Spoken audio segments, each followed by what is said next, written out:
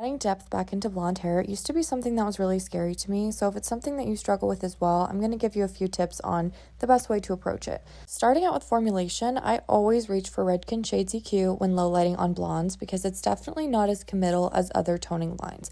That way, if they decide next time they want to go back to blonde, it's not going to be as big of a headache for you to add that back in. That being said, I typically gravitate towards an N and a G or an NW and a G. So today for Maddie, I used a 7NW and a 7G. Our goal for her hair today was still to overall be very bright, but just have depth so that she doesn't have to come in every 8 weeks to get her color moved up. So what I'm doing is a chunky weave for her lowlights. That way they're actually going to show up. If you don't take a chunky weave, my experience with lowlights is they just disappear into the hair. I'm also not pulling any of the lowlights through her ends. I'm just pulling them through the midsection, and I'm alternating how far I pull each one down. Some I'll pull a little bit farther down, some I'll pull less far.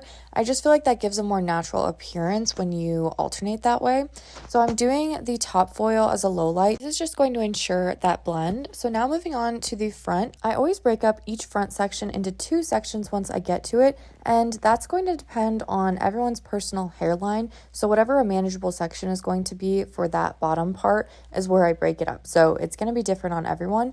But what I'm doing for her hairline foils is I'm doing a little weave and then a slice and then a weave again on top. I'm doing this so that I still get that brightness in the front and that pop that she's looking for, but we also get a bit more of a diffused look by adding in those weaves. We're still going to have dimension, and that's going to suit the rest of her hair a lot better. Now I'm taking a horizontal section across her ear. This is going to connect the money piece. It's part of the money piece, in my opinion, is that little hairline foil. And then I'm going to take a slight diagonal back. This is also part of the money piece. You have to make sure that you're not leaving any holes so that when your client pulls their hair back, they don't have any random dark bits.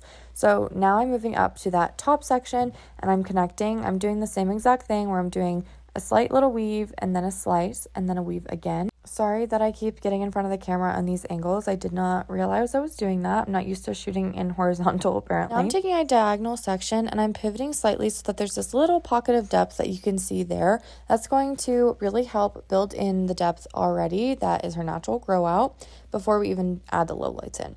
So now I'm moving over to horizontal sectioning and I'm doing little chunky lowlight, and then I'm going to take a little micro slice again in the horizontal sectioning.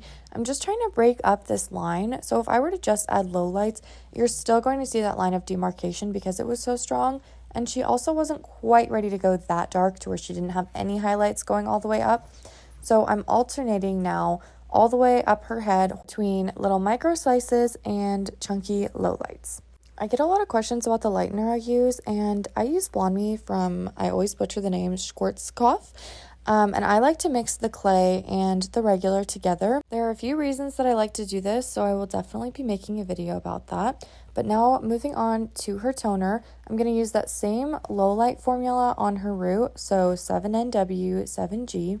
For her all over toner on her ends, I'm using 10NW, 10P, 10GI, and 10VV. And I will be posting a more in-depth toning tutorial for what I did on her, so that'll be soon to come. Her hair turned out so beautiful, and I was really glad that we decided to add in a few lowlights. She's still got to be super blonde, just like she likes it, but at the same time, she's able to push her appointments a little bit longer without feeling like she has this stark line that she's growing out with. I think that's really important for us as hairstylists to make suggestions for our clients. Current hair isn't exactly suiting their lifestyle or it's just not working anymore. I think blondes can be really scared of lowlights, but I honestly think it can make their blonde that they do have really pop and look so much brighter. Like here is her after. I mean, she is still so bright, but she's going to be able to grow her hair out for a bit longer between appointments, and I think it turned out beautifully.